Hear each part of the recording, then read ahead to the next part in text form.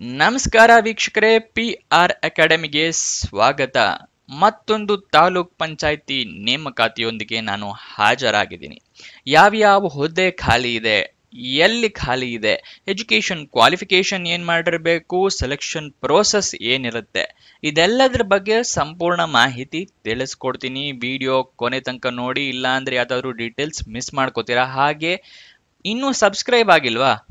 ಇವಾಗಲೇ ಸಬ್ಸ್ಕ್ರೈಬ್ ಆಗಿ ಪ್ರತಿದಿನ ಗೌರ್ಮೆಂಟ್ ಮತ್ತೆ ಪ್ರೈವೇಟ್ ಸೆಕ್ಟರ್ ಜಾಬ್ ಡೀಟೇಲ್ಸ್ ತಿಳ್ಕೊತಾನೆ ಇರ್ಬೋದು. ಹಾಗೆ ಬೆಲ್ ಐಕಾನ್ ಪ್ರೆಸ್ ಮಾಡೋದು ಮರಿಬೇಡಿ. ವಿಡಿಯೋ ಶುರು ಮಾಡೋಣ.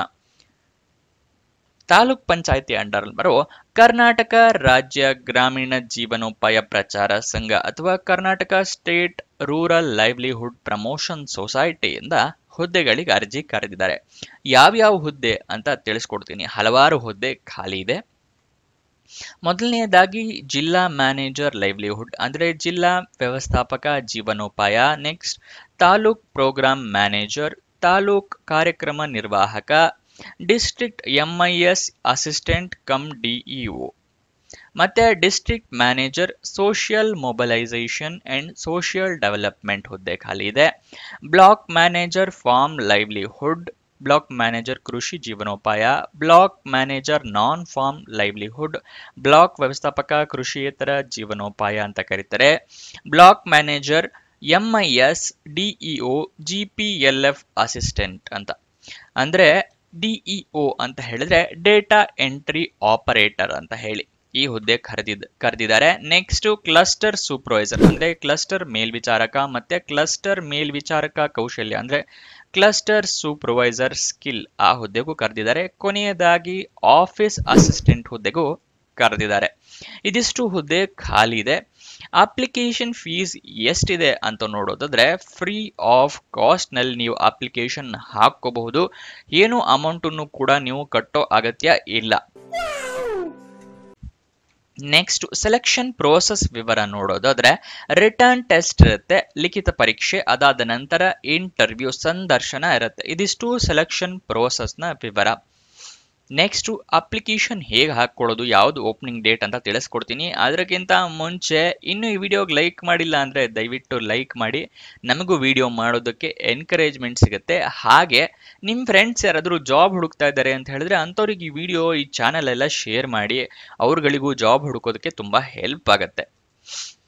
ಅಪ್ಲಿಕೇಶನ್ ಓಪನ್ ಆಗಿದ್ದ ದಿನಾಂಕ 5 ಫೆಬ್ರವರಿ 2025, ಕೊನೆಯ ದಿನಾಂಕ 19 ಫೆಬ್ರವರಿ 2025.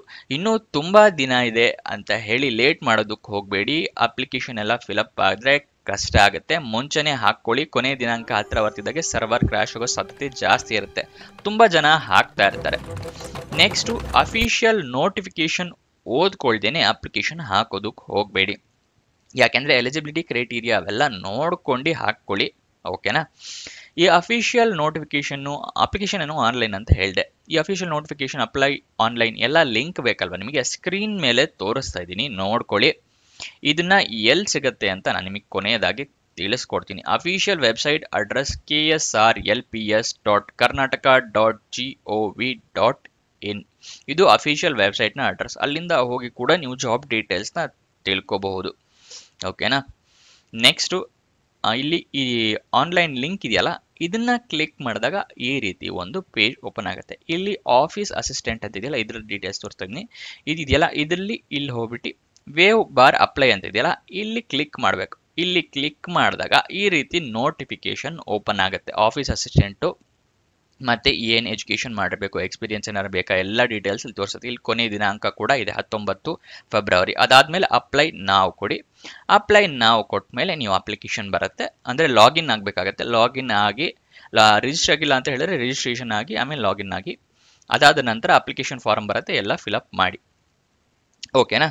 ನೆಕ್ಸ್ಟ್ ಉದ್ಯೋಗ ಸ್ಥಳ ವಿಜಯನಗರ, ಕರ್ನಾಟಕ. ಎಲ್ಲೆಲ್ಲಿ ವಿಜಯನಗರದಲ್ಲಿ ಅಂತ ತಿಳಿಸ್ಕೊಡ್ತೀನಿ. ವಿಜಯನಗರ ತಾಲೂಕಲ್ಲೂ ಇರುತ್ತೆ, ಮತ್ತೆ ಹೂವಿನ ಹಡಗಲಿ, ಕೂಡ್ಲಿಗಿ, ಹರಪ್ಪನಹಳ್ಳಿ, ಮತ್ತೆ ಹಗರಿಬೊಮ್ಮನಹಳ್ಳಿ, ಮತ್ತೆ ಹೊಸಪೇಟೆ. ಇದಿಷ್ಟು ಪ್ಲೇಸ್ ಅಲ್ಲಿ ಖಾಲಿ ಇದೆ. ಟೋಟಲ್ 7 ಪ್ಲೇಸ್ ನಲ್ಲಿ ಈ ಹುದ್ದೆಗಳು ಖಾಲಿ ಇರುತ್ತೆ. ಸೊ ಆದಷ್ಟು ಎಲ್ಲರೂ ಹಾಕೊಳ್ಳಿ. ಹೇಗಿದ್ರು ಫ್ರೀ ಆಫ್ ಕಾಸ್ಟ್ ಇದೆ.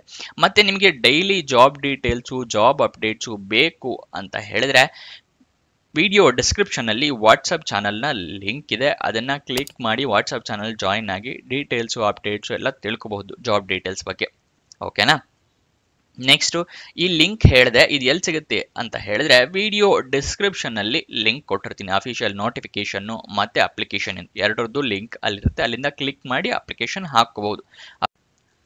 ಈ ಜಾಬಿಗೆ ಹೇಗೆ ಆನ್ಲೈನ್ ಮುಖಾಂತರ ಅಪ್ಲಿಕೇಶನ್ ಹಾಕಬೇಕು ಅನ್ನೋದರ ಡೆಮೋ ವಿಡಿಯೋ ಮುಂಚೆ ಮಾಡಿದ್ದೆ, ಅದನ್ನ ಡಿಸ್ಕ್ರಿಪ್ಷನ್ ಅಲ್ಲಿ ಕೊಟ್ಟಿದ್ದೀನಿ. ಈ ವಿಡಿಯೋ ಕಂಪ್ಲೀಟ್ ಆದ್ಮೇಲೆ ಅದನ್ನ ನೋಡಿ. ಕಮೆಂಟ್ ಬಾಕ್ಸ್ ನಲ್ಲೂ ಇದೆ, ಡಿಸ್ಕ್ರಿಪ್ಷನ್ ನಲ್ಲೂ ಇದೆ, ಮತ್ತೆ ಇವಾಗ ಐ ಬಟನ್ ನಲ್ಲೂ ಕಾಣಿಸ್ತಾ ಇದೆ ನೋಡಿ, ಅದೇ ವಿಡಿಯೋ ಆಗಿರುತ್ತೆ. ಅದನ್ನ ನೋಡ್ಕೊಂಡು ಅಪ್ಲಿಕೇಶನ್ ಹಾಕೊಳ್ಳಿ. ರಿಜಿಸ್ಟ್ರೇಷನ್ ಇಂದ ಹಿಡಿದು ಸಬ್ಮಿಟ್ ಆದ್ಮೇಲೆ ಏನ್ ಮಾಡಬೇಕು ಅಲ್ಲಿ ತನಕನೂ ಡೀಟೇಲ್ಸ್ ಇದೆ. ಓಕೆನಾ? ಇವಾಗ ನಿಮಗೆ ಎಜುಕೇಶನ್ ಕ್ವಾಲಿಫಿಕೇಶನ್ ವಿವರನ ತಿಳಿಸ್ಕೊಡ್ತೀನಿ. ಜಿಲ್ಲಾ ಮ್ಯಾನೇಜರ್ ಜೀವನೋಪಾಯ ಹುದ್ದೆಗೆ MSc ಆಗಿರಬೇಕು ಅಗ್ರಿಕಲ್ಚರ್. MSc ಅಗ್ರಿಕಲ್ಚರ್ ಅಲ್ಲಿ ಆಗಿದ್ರೆ 2 ವರ್ಷದ ಎಕ್ಸ್ಪೀರಿಯನ್ಸ್ ಕೇಳಿದ್ದಾರೆ. BSc ಅಗ್ರಿಕಲ್ಚರ್ ಆಗಿದ್ರೆ 4 ವರ್ಷದ ಎಕ್ಸ್ಪೀರಿಯನ್ಸ್ ನ ಕೇಳಿದ್ದಾರೆ. ಬೇರೆ ಯಾವ್ದಾದ್ರು ಮಾಸ್ಟರ್ ಡಿಗ್ರಿ ಮಾಡಿರಾ ಅಂತ ಹೇಳಿದ್ರೆ 7 ವರ್ಷದ ಎಕ್ಸ್ಪೀರಿಯನ್ಸ್ ನ ಕೇಳಿರ್ತಾರೆ ರಿಲೆವೆಂಟ್ ಫೀಲ್ಡ್ ನಲ್ಲಿ. ಅದಾದ ನಂತರ ತಾಲೂಕ್ ಪ್ರೋಗ್ರಾಮ್ ಮ್ಯಾನೇಜರ್ ಹುದ್ದೆಗೆ ಪೋಸ್ಟ್ ಗ್ರಾಜ್ಯುಯೇಷನ್ ಅಥವಾ PG ಡಿಪ್ಲೊಮೊ ಆಗಿರ್ಬೇಕಾಗತ್ತೆ. ಮತ್ತೆ ಮಿನಿಮಮ್ 5 ವರ್ಷಗಳ ಎಕ್ಸ್ಪೀರಿಯನ್ಸ್ ನ ಕೇಳಿದ್ದಾರೆ. ಅದ್ರ ಜೊತೆಗೆ ರೀಡಿಂಗು, ರೈಟಿಂಗು, ಸ್ಪೀಕಿಂಗ್ ಸ್ಕಿಲ್ಸ್ ಇರಬೇಕು. ಕನ್ನಡ ಮತ್ತೆ ಇಂಗ್ಲಿಷ್ ನಲ್ಲಿ ಓದಕ್ಕೆ, ಬರೆಯಕ್ಕೆ ಮತ್ತೆ ಮಾತಾಡೋದಕ್ಕೂ ಬರಬೇಕು, ಮತ್ತೆ ಟೈಪ್ ಮಾಡೋದಕ್ಕೂ ಬರಬೇಕಾಗತ್ತೆ ಇಂಗ್ಲಿಷು, ಕನ್ನಡ.